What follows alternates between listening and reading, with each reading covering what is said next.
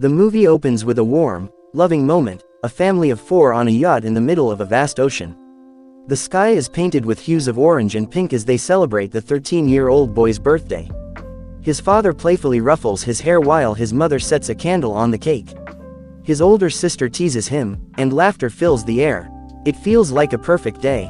But perfection never lasts. Without warning, the sky darkens. A deafening sound roars above them. Asteroids. Panic takes over as fiery rocks rain down from the heavens. The father grabs his wife's hand. "Get inside, now," he yells as the yacht sways violently. The children scream as the impact shakes the ocean. The family huddles together inside, terrified, clinging to each other as if their love could protect them from the unknown. And then, silence. One by one, their eyelids grow heavy. A mysterious force pulls them into unconsciousness. The next morning, the boy wakes up first. He blinks in confusion. His body feels heavy. Something isn't right. He looks around and gasps. The yacht is stranded on dry land. The ocean is gone. What was once an endless blue expanse is now an endless wasteland of cracked earth. The sky is empty, the air thick with dust. The waves that once cradled them have vanished. His screams wake his family. His mother stumbles to her feet, eyes wide in disbelief. His father clutches the railing, looking around with a sinking dread. Where are we? They are alone. With no idea where they are or what happened, they do what any family would do, they survive. The father takes charge, rationing their food and water. The boy ties balloons to a stick, hoping someone, anyone, will see them and help them. Days pass. Hunger gnaws at them, but they have each other. They joke, they laugh, they remind themselves they are still alive. They will find a way out. Until he arrives. The stranger. One evening, a figure appears in the distance, drawn by the boy's balloons. The father, hopeful, steps forward. "Hey, over here," but as he gets closer, the man's wild eyes and blood-stained clothes tell a different story. Before the father can react, bam! A blade sinks into his stomach. The mother screams as the love of her life collapses, blood soaking the earth beneath him. The children watch in horror as the man smiles, enjoying their suffering. The mother grabs her children and hides them under the seats of the yacht. Heart pounding, she runs, the stranger following. She stumbles, falls, and he is on her. A fist strikes her face. Another. Pain explodes through her body. Then, bang, a flare gun fires. The boy and his sister stand trembling, smoke rising from the weapon. The stranger falls back, wounded. The mother, barely able to move, grabs her children. They run. Behind them, flames consume the yacht. The only home they had left, gone.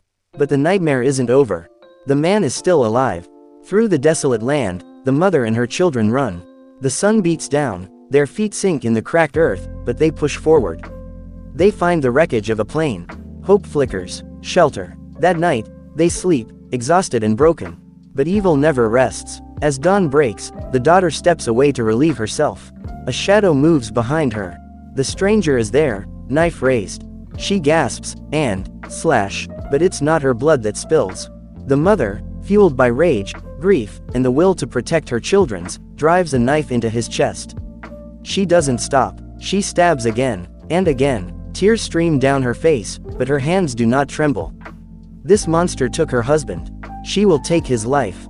When she finally stops, her body is shaking, her hands soaked in blood. Her children watch in silence. But relief is short-lived. The real nightmare is just beginning.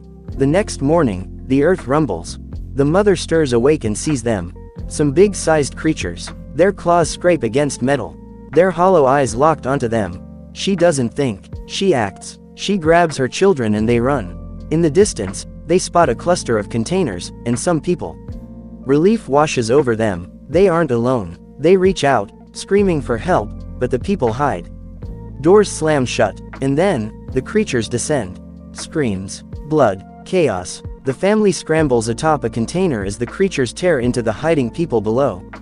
The mother holds her children close as the massacre unfolds. When the dust settles, they climb down, finding scattered supplies. Guns, a radio, a glimmer of hope. They call for help. A survivor answers, "I have a vehicle, I can get you out." They run, but the nightmare isn't done with them yet. The mother stumbles, her foot caught in the rocky terrain.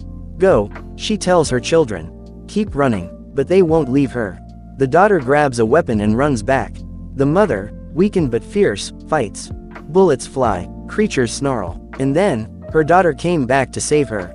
They reach the survivor. He is dying, his body torn from creature bites. Keep moving, he whispers before the light in his eyes fades. They get inside. They are safe for now. Just as they think it's over, a tsunami rises from the horizon.